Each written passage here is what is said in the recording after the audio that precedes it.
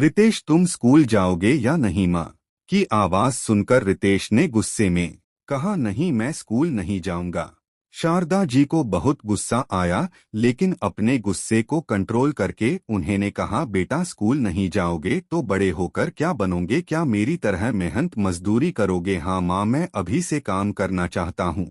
आपको काम करता देख मुझे बहुत दुख होता है। रितेश की आंखें नम थीं। यह सुनकर शारदा जी की भी आंखें नम हो चली थीं। पहले पति की बीमारी से जूझती रहीं। कभी किसी अस्पताल में दिखाया, कभी किसी में, बाद में पता लगा कि दोनों किडनी फेल हो चुकी हैं। 1 साल पहले वे चल बसे। तब से घरों में काम करके किसी तरह अपने 8 साल के बेटे को पढ़ाना चाहती थीं। शारदा जी ने रितेश को समझाते हुए कहा, बेटा, मेरी चिंता छोड़ दे, मैं सब कर लूंगी, बस तू किसी तरह अपनी पढ़ाई पूरी कर ले, फिर हमारे पहले जैसे दिन आ जाएंगे।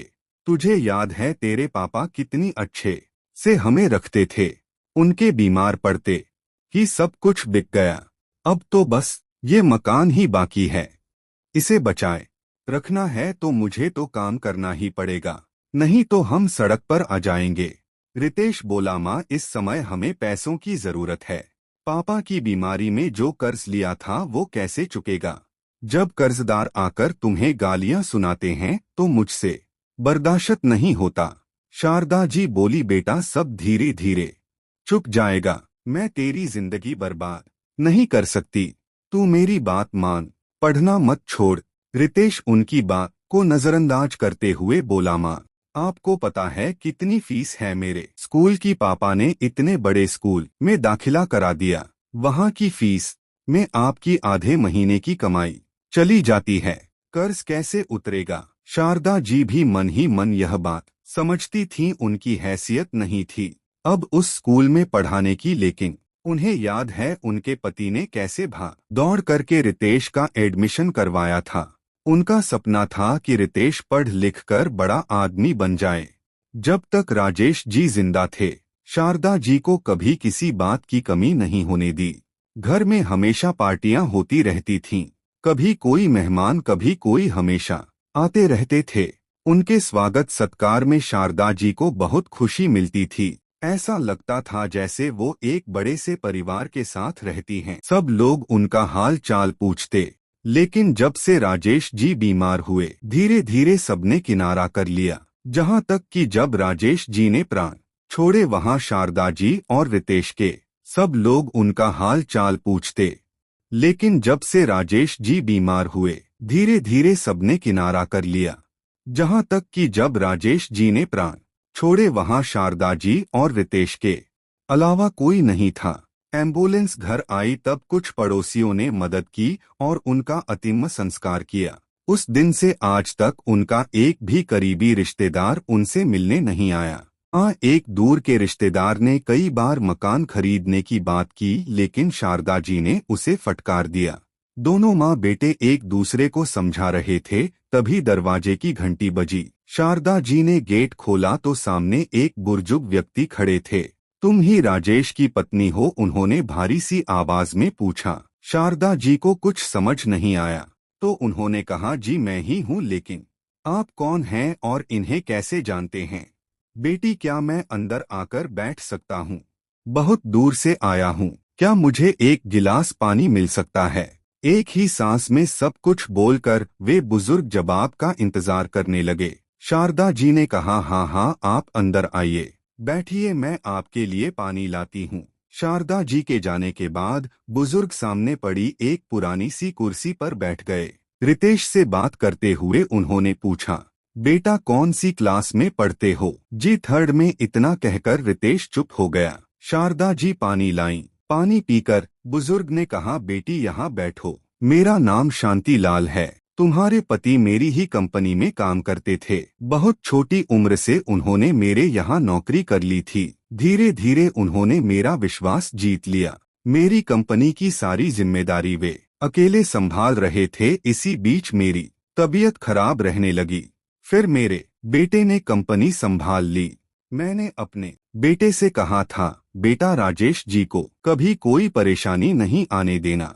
मैंने कंपनी आना छोड़ दिया। अपना इलाज कराने के लिए मैं विदेश चला गया। अभी एक सप्ताह पहले ही वापस आया हूँ तो पता चला राजेश जी नहीं रहे। मुझे बहुत अफसोस है। जिस आदमी ने मेरी बीमारी में भी मेरी कंपनी को डूबने नहीं दिया, उसके अंतिम समय में मैं उसका साथ न दे सका। मेरे बेटे ने केवल 1 महीने की सैलरी देकर आप लोगों को अपने हाल पर छोड़ दिया। काश मैं यहाँ होता तो उनका ढंग से इलाज करा पाता। यह कहते कहते वे रुक गए और कुछ देर के लिए खामोश हो गए। शारदा जी ने कहा, जी सेठ जी, वो आपके बारे में बहुत बात करते थे। माफ कीजिएगा, मैंने आपको पहचाना नहीं। वैसे भी होनी को कौन टाल सकता है। उनकी दोनों किडनी फेल हो गई थीं। डॉक्टरों ने जवाब दे दिया था। शांतिलाल जी ने शारदा जी की ओर देखा और कहा, नहीं बेटी, मैं राजेश का गुनहगार हूँ। मैं होता तो उनका अच्छे से इलाज करवाता। खैर, अब जो हो गया उसे तो नहीं बदला जा सकता। अब तुम चिंता मत करो। राजेश की सैलरी जब तक तुम्हारा बेटा 18 साल का नहीं हो जाता तुम्हें मिलती रहेगी। कल मैं रहूं या न रहूं, सैलरी तुम्हारे खाते में आती रहेगी। अपने बेटे को खूब पढ़ाओ। राजेश के सारे काम तुम पूरे करो। यह सुनकर शारदा जी रोने लगीं। रितेश की आंखों से भी आंसू बह रहे थे। शारदा जी ने कहा, सेठ जी आपकी बहुत मेहरबानी। भला कौन ये सब करता है। मरते समय भी उन्होंने कहा था, काश सेठ जी होते तो मेरा ध्यान रखते, लेकिन उन्हें क्या पता था उनके सेठ जी उनके जाने के बाद भी उनका ख्याल रख रहे हैं। शांतिलाल जी बिना कुछ बोले चल दिए। जाते जाते उन्होंने कहा, बेटा, पढ़ लिख कर अपने पिता जैसा बनना, जिनकी कमी हम आज भी महसूस करते हैं। उनके जाने के बाद रितेश अपनी माँ से लिपट गया। माँ, मैं खूब पढ़ूंगा, कल से स्कूल जाऊंगा। अगले दिन ही शारदा जी के अकाउंट में सैलरी आ गई। इसी तरह कई महीने बीत गए। एक दिन शारदा जी के मन में आया कि एक बार शांतिलाल जी से मिलकर उनका शुक्रिया अदा कर दिया जाए। वो पता मालूम करते करते उनके बंगले के पास पहुंची।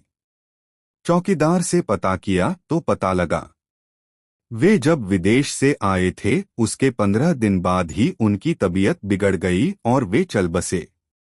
शारदा जी की आंखों से आंसू बह रहे थे। क्या वो केवल उनका भला करने ही आए थे या अपना कर्ज उतारने? यही सब सोचकर वे घर की ओर चल दीं। इसके बाद भी हर महीने सैलरी आती रही। रितेश की पढ़ाई बहुत अच्छे से चल रही थी। जब भी शारदा जी सैलरी के पैसे बैंक से निकालती उनकी आंखें नम हो जाती थीं।